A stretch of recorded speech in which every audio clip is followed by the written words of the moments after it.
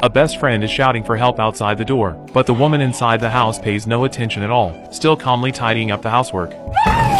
The next second, a man wearing a mask suddenly appears. He brutally attacks the best friend. Every movement makes the body heavily slam against the door, but even with such loud commotion, the woman inside still doesn't turn around. This indifference seems like a provocation. The killer feels insulted. He uses his fist to knock on the glass. The result is still being ignored. To regain his face, he deals with the corpse, then quietly sneaks into the house. At this moment, Lisa is still focused on writing, completely unaware that a criminal is standing behind her. At the critical moment, a video call from her sister comes in, temporarily saving her. It turns out, Lisa is deaf and mute, can only communicate with people through sign language. This is also why she didn't hear her best friend's cry for help. However, while Lisa is chatting, the killer takes away her phone. After Lisa hangs up the call, she holds the computer and continues working. But suddenly, a message pops up on the screen that makes her blood run cold. The sender is actually her own phone. Inside are clearly several secretly taken photos. Lisa is terrified. She looks toward the front door. Only then does she discover the killer is holding the phone, looking at her smugly. Fortunately, Lisa reacts quickly,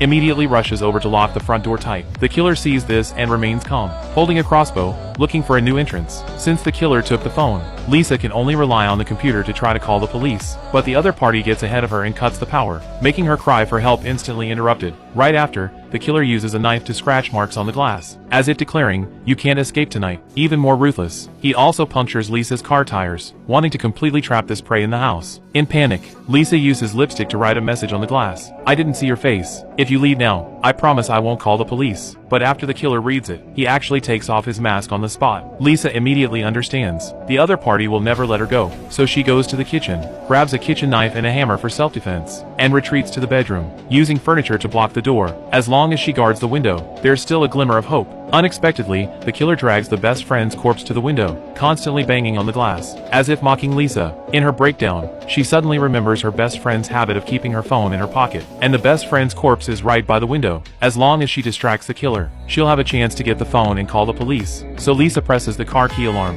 drawing the killer toward the yard. She takes the opportunity to rush to the window, trying to get the phone, but before she can, the killer comes back. At the critical moment, Lisa picks up the hammer on the ground, fiercely smashes it toward the killer. Right after, she immediately runs upstairs. After confirming it's safe outside, she goes from the window to the rooftop, uses a flashlight to create a diversionary tactic, leading the killer toward the distant woods. Lisa takes the opportunity to prepare to escape from the other side, but as she prepares to climb down the ladder, a crossbow arrow hits her thigh. It turns out the killer has returned. No choice, she can only climb back to the rooftop.